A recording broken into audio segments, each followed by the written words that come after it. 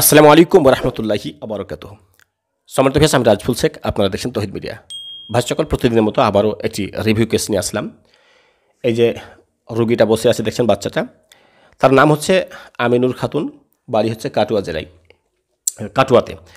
তো আমার কাছে আজ থেকে প্রায় 3 বা 3.5 মাস আগে এসেছিলেন।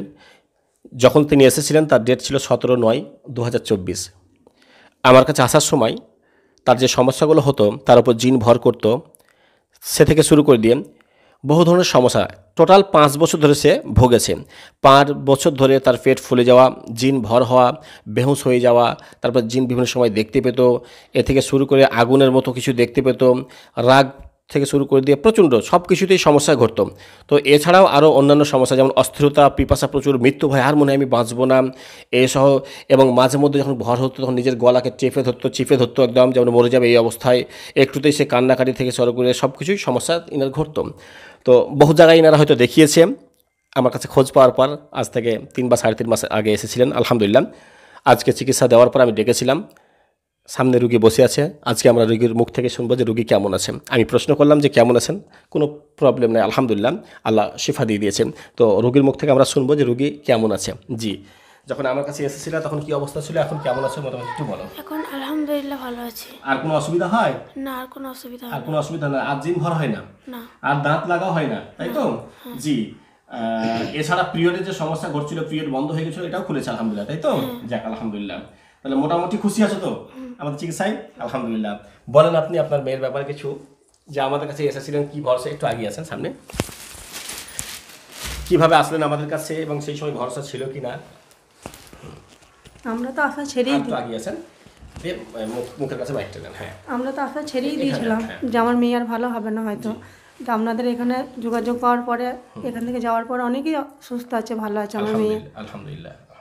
আর কোনো অসুবিধা নেই। জি, আপনার মেয়ে কি করতো আগে, কি কি করতো, অসুবিধাগুলো একটু বলেন। আমার মেয়ে আগে ভয় করতো, দাঁত লেগে পড়ে থাকতো, পেট ফুলে যেত। জি। ভয়, আবার বলতো গলা টিপে দিচ্ছে, হ্যাঁ, মানুষ দেখলে চিৎকার করে উঠতো। সেসব এখন আর কোনো অসুবিধা নেই, আপনার কাছে এসে খুবই ভালো আছে। আচ্ছা আলহামদুলিল্লাহ।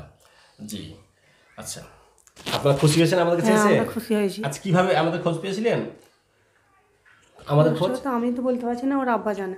ও আচ্ছা আচ্ছা, ওনার আব্বা পাইছে তাই না? জি, ঠিক আছে। যাই হোক, মোবাইল থেকে জানা করে পেয়েছিল। যাক আলহামদুলিল্লাহ। তো ভাই সকল, রোগীর যখন সমস্যা শুরু হয় 5 বছর আগে, তখন তার পিরিয়ডস বন্ধ হয়ে গেছিলো সুদ্ধা। আলহামদুলিল্লাহ, সেটাও খুলেছে, এটা আল্লাহ সুবহানাহু ওয়া তাআলার দয়া। এছাড়াও শারীরিক বিভিন্ন রকম সমস্যা শুরু হয়েছিল, শুনলেন তো রোগীর মুখ থেকে। তো এরা আরও বিভিন্ন জায়গায় গিয়েছিলেন, সেখানে সুস্থ না হওয়াতে, যাই হোক, সম্ভবত মোবাইলে দেখেই আমার কাছে এসেছিলেন।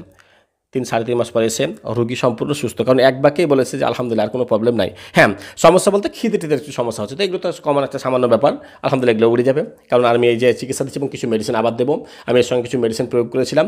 জি, এনার সমস্যা শুরু হয়েছিল 5 বছর আগে। তিনি রাস্তায় চলার সময়তে কবরে মনে একটি পা পড়ে গেছিলো, তাই না? কবরের মধ্যে একটি পা পড়ে গেছিলো, তখনই ভয় পেয়ে গেছিল সে। আর তারপর থেকে তার সমস্যা শুরু হয়ে গেছে, ওই যে পেট ব্যথা শুরু হয়েছিল, তারপর থেকে সব সমস্যা এসেছিল। তো আমি আলহামদুলিল্লাহ, আমার এই চিকিৎসার সঙ্গে, আপনারা জানেন আমি দাওয়া আর দোয়া ছাড়া কখনো কাজ করি না। তো আমি এই চিকিৎসার সঙ্গে আমি কিছু হোমিওপ্যাথি মেডিসিন সিলেকশন করেছিলাম এবং তার সঙ্গে দিয়েছিলাম। আর আমি আমার যে চিকিৎসা সেটা দিয়েছিলাম, দাওয়া আর দোয়া দুটো মেরে দিয়েছিলাম। আলহামদুলিল্লাহ, রোগী আজকে পুরোপুরি সুস্থ, শুধু খিদের সমস্যা আছে, এটা সামান্য ব্যাপার, এটা আলহামদুলিল্লাহ এবার এটাও সেরে যাবে ইনশাল্লাহ। রোগীকে আর আসতে হবে না, খালি এখান নয়, ইনশাল্লাহ এরপর কোথাও ছুটতে হবে না এই সমস্যার জন্য। জি সমান্ত ভাই সকল, প্রত্যেকেই বলবো শেষে এই বাচ্চার জন্য একটু দোয়া করবেন। আসসালামু আলাইকুম ওয়া রাহমাতুল্লাহি ওয়া বারাকাতুহু।